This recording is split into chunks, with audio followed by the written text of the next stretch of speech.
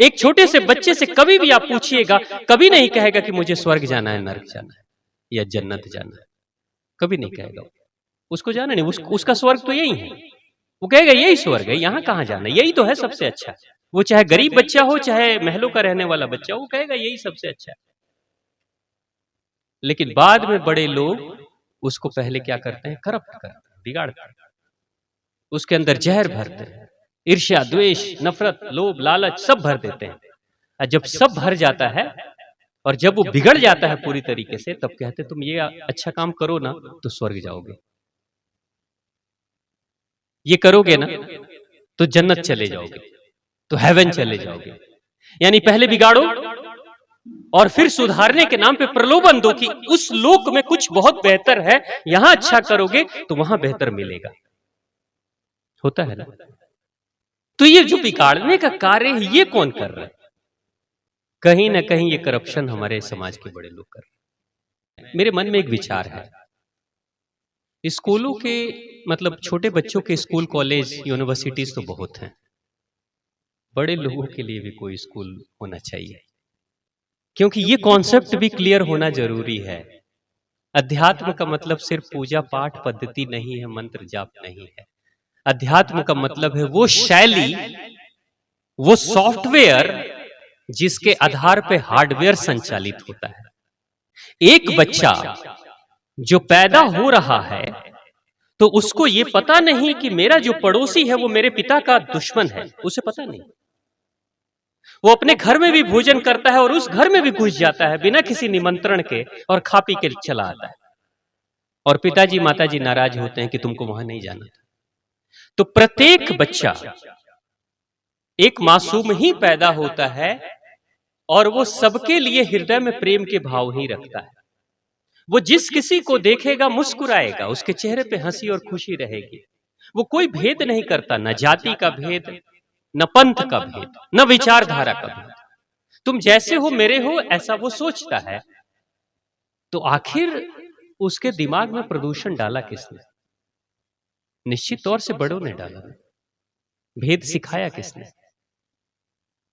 Corrupt बनाया किसने?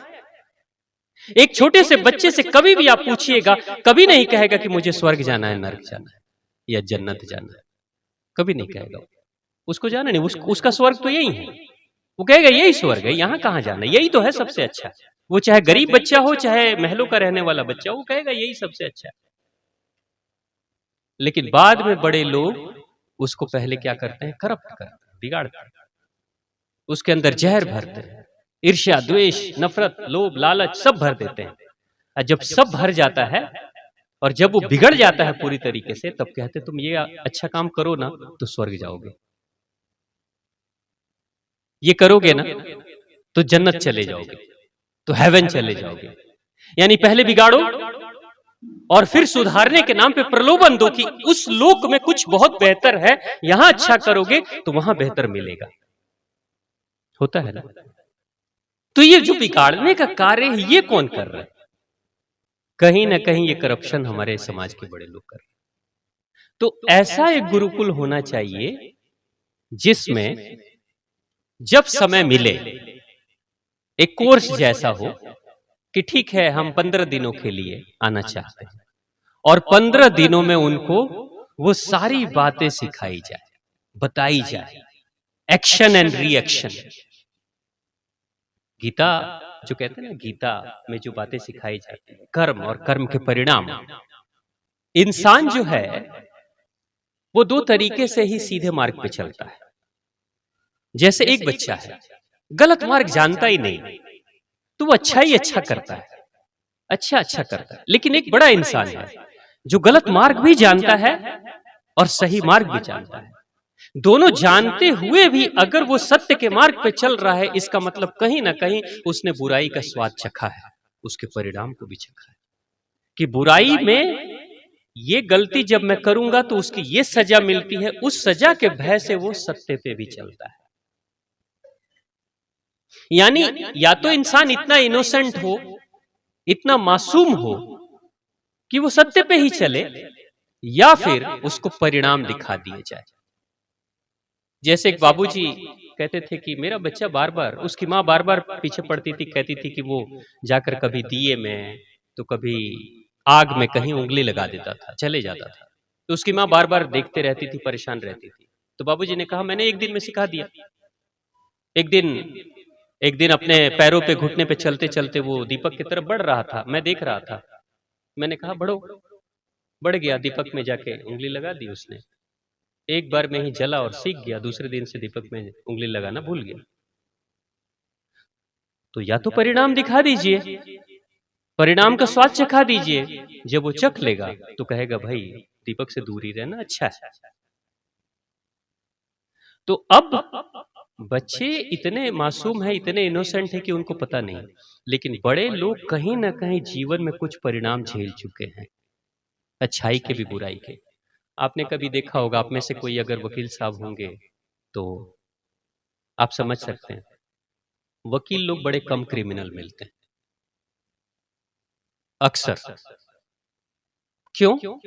इतनी धाराएं पढ़ चुके होते हैं ना, उनको पता है डंडे मारूंगा तो कौन सी धारा लगेगी, और सर पे मारूंगा तो कौन सी धारा लगेगी, टांग तोड़ूंगा कौन सी धारा लगेगी, और नियम तोड़ूंगा कौन सी धारा। इतने परिणाम सामने उनके दिखाई दे देते हो, कहते हैं अच्छा है कोई धारा मत लगाओ, दूरी रहो।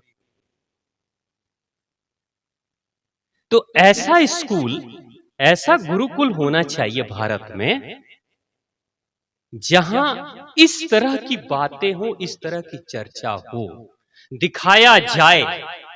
मैं चीन का एक वीडियो देख रहा था कि स्कूल में एक खास तरह के वीडियो दिखाए जा रहे हैं, बच्चों को पढ़ाया तो जा रहा है, लेकिन बच्चों को वीडियो दिखाया जा रहा है, उन्हीं के माता पिता के वीडियो दिखाए जा रहे हैं फिल्म के रूप में, कि देखो जिस स्कूल में तुम पढ़ रहे हो, जो भोजन तुम कर रहे हो, जो कपड़े तुम पहन रहे हो, इन कपड़ों को, इन भोजन को, इन व्यवस्था को लाने के लिए तुम्हारे पिताजी अपने सर पे कितना भारी वजन उठाते हैं, या पीठ पे बोरे लाद कर ले जाते हैं, और किस तरीके से यातना झेलते हैं, कितने पसीने बहाते हैं, तब जाकर 2 वक्त की रोटी कमा पाते हैं, और जो उनको नहीं मिला उससे भी ज्यादा बेहतर तुमको देने की कोशिश कर रहे हैं। ये छोटे बच्चों को ये वीडियोस दिखाए जा रहे हैं वहां पे।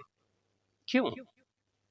वो बच्चा 20 साल के बाद ये जब झेलेगा तब सीखेगा, तब तक बहुत देर हो जाएगी, फिर वापसी नहीं है। फिर वापस आके बच्चा स्कूल में कहेगा मैं फिर से पढ़ाई करना चाहता हूं, मुझे पढ़ने का मौका दो, नहीं पढ़ पाएगा। पहले ही दिखा दो, 20 साल 25 साल के बाद तुम्हारे जीवन में क्या घटनाएं घटने वाली है, देख लो। पिता के रूप में वो दिखा रहे हैं वीडियोस। जब बच्चे देखते हैं, मैंने देखा उस वीडियो को, बच्चे देख रहे हैं और रो रहे हैं कि उनके पिताजी अपने पीठ पे बोरे लाद लाद कर ऊंचाई पे चढ़ रहे हैं। तो उस वीडियो में बच्चे रो रहे हैं, और जब वो घर पे जाते हैं तो बदले बदले से होकर जाते हैं। अपने माता पिता के बारे में ऐसा सोचते हैं कि मेरे पिताजी कितनी मेहनत कर रहे हैं, मेरी माँ कितनी मेहनत कर रही है। जो माता और पिता समझा नहीं पा रहे थे कि बेटा मन लगाकर पढ़ाई करो, जो कह नहीं पाते थे, उनके कर्तव्य को देखकर वो सीख जाते हैं बिना कहे कि कितनी कठिनाई से स्कूल के फीस आते हैं, कितनी कठिनाई से ये वस्त्र आते हैं, कितनी कठिनाई से ये सुविधाएं मिल रही हैं। तो ऐसी चीजें हमारे बड़ों लोगों के लिए भी होना जरूरी है। नहीं तो आने वाले समय में जब एक इंसान बुजुर्ग हो जाता है, जब सीनियर सिटीजन के कैटेगरी में चला जाता है, तब उस दिन वो निरीक्षण करता है पीछे जाकर, वापस जाकर, तो देखता है कि मैंने ये गलती की जिसके कारण से ऐसे ऐसे परिणाम भुगतने पड़े। लेकिन वो अपने अनुभव, अपने एक्शन और रिएक्शन को अपने अंदर ही संजो कर चला जाता है, किसी से शेयर नहीं कर पाता, किसी को कह नहीं पाता। अगर वो इंसान इतने गहरे अनुभव को लेकर चला जाएगा, इस दुनिया से विदा हो जाएगा, तो देकर क्या जाएगा? गुरु कहां से आएंगे? फिर भारत विश्व गुरु कैसे बनेगा? ऐसे गुरुओं की जरूरत है, और आप लोगों से बेहतर गुरु कौन हो सकता है? क्योंकि आपके पास जीवन के अनुभव हैं। आप सोचिए एक ऐसा विद्यालय जहां पे पढ़ने वाले भी बड़े या बड़े जो हो रहे हैं युवा, और पढ़ाने वाले बड़ों में सीनियर, बुजुर्ग, अनुभवी, वो आके अपने अपने अनुभव शेयर करें कि मैंने ये गलती की, और बहुत ऑनेस्टली शेयर करें कि मैंने गलत चीजों का खान पान किया तो मुझे क्या हुआ, मैंने गलत सोच रखी तो मुझे क्या हुआ, मैंने लोगों के साथ गलत सोचा तो क्या हुआ, गलत व्यवहार किया तो क्या हुआ, धोखा दिया तो क्या हुआ, और अच्छा किया तो क्या हुआ। अगर ये बातें कोई इंसान अपने जीवन के सच्चे अनुभव को आकर शेयर करता है तो इसी को वैज्ञानिक प्रयोगों में केस स्टडी कहते हैं। प्रोफेसर साहब बैठे। केस स्टडी बहुत महत्वपूर्ण होता है,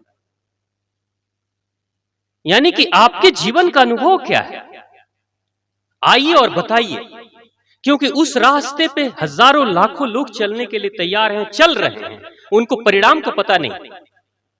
मैं जिस रास्ते पे बहुत मस्ती से जा रहा हूं, तेजी में जा रहा हूं, बहुत तेजी में गाड़ी चला रहा हूं, अगर कोई धीरे से मुझे कह दे कि आने वाले 1000 मीटर के बाद एक बहुत बड़ी सी खाई है जहां तुम्हारी गाड़ी गिर सकती है, तो मैं संभल नहीं जाऊंगा,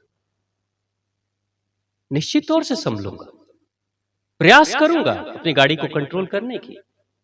यही है जीवन का अनुभव।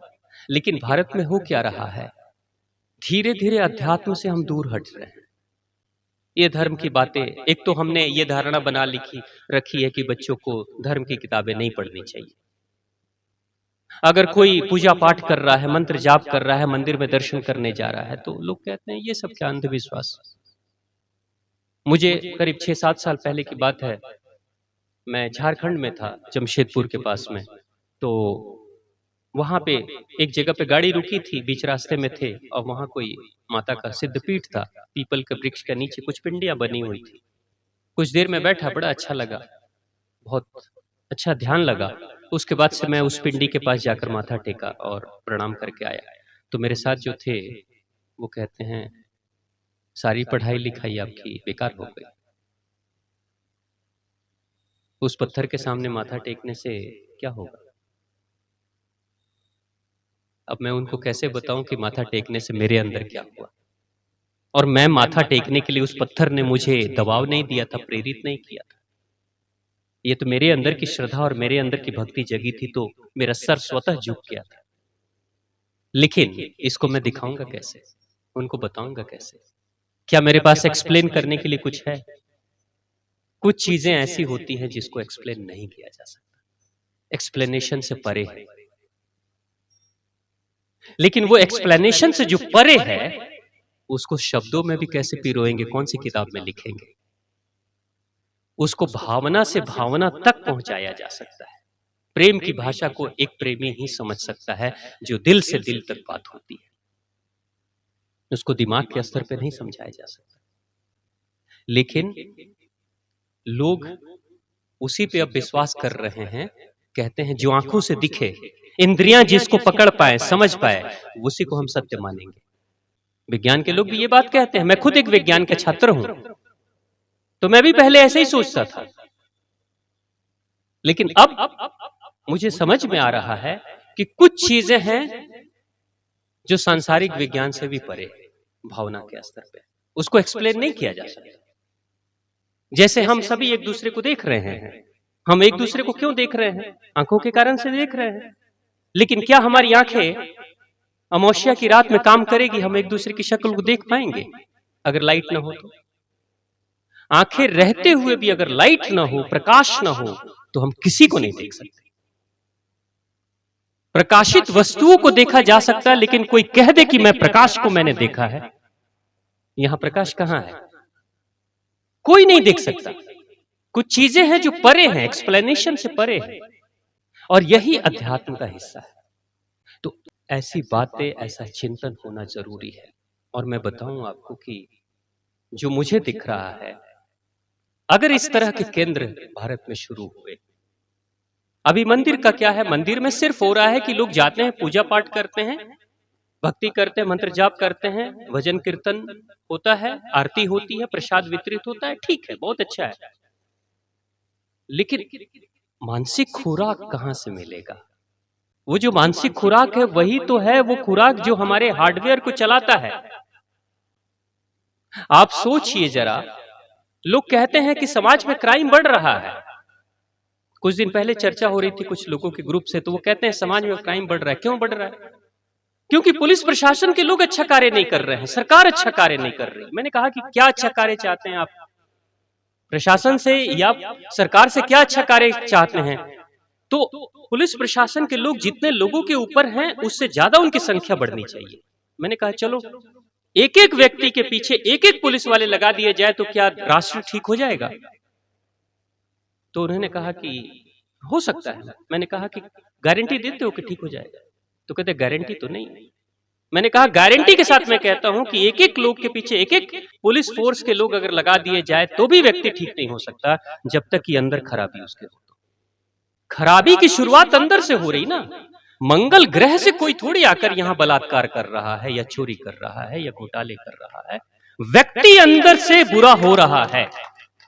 व्यक्ति जब अंदर से बुरा हो रहा है तो बाहर की सरकार और बाहर की प्रशासन तो सिर्फ उसके ऊपर एक बैरियर लगाती है कि तुम इससे परे जाओगे तो तुम्हें सजा मिल सकती है, लेकिन यहां बैरियर है, वो दूसरा बैरियर तोड़ के जा सकता है अगर वो बुरा है तो कब तक आप किसी के पीछे निगरानी करते रहेंगे? आप उसी के अंदर ऐसा सॉफ्टवेयर डेवलप करिए कि वो खुद अपना निरीक्षण खुद करे। एक है कि बाहर कोई मेरे खड़ा है और मुझे कह रहा है क्या सही और क्या गलत है, ये संसार के अनुसार से है। जो समाज सेवी जो होते हैं, सोशल वर्कर होते हैं, ये बात कहते हैं और हमारे प्रशासन के लोग भी यही कहते हैं कि हेलमेट पहनना चाहिए, ट्रैफिक रूल का पालन करना चाहिए, बुरा मत करो किसी के साथ नहीं तो सजा मिलेगी। ये तो संसार में होता ही है, लेकिन इसके परे अध्यात्म कहता है कि वो जो बाहर का निरीक्षक खड़ा है, बाहर का मार्गदर्शक जो तुम्हें मार्ग दिखा रहा है, वो बाहर तक है लेकिन उसकी सीमा है, उसकी उम्र है, कभी वो रहेगा कभी नहीं रहेगा। लेकिन अगर तुम ठीक से प्रयास करोगे तो तुम्हारे अंदर से ही एक निरीक्षक, एक प्रशासक, एक मार्गदर्शक तुम्हारे अंदर से उत्पन्न होगा और निरंतर 24 घंटे तुम्हें निरीक्षण करेगा और कहेगा कहां तुम गलत करने जा रहे हो, तुम कहां सही हो, तुम कब बढ़ावा दो, कब रोको, कब ब्रेक लगाओ।